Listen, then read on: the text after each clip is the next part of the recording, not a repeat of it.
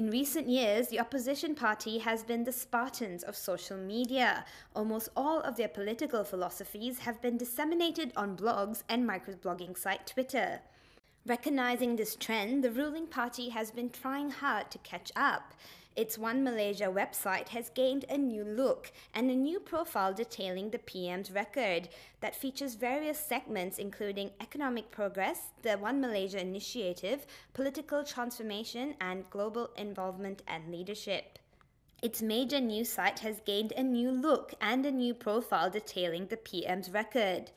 The news site clearly expounds the ruling party's brainchild, the 1Malaysia program.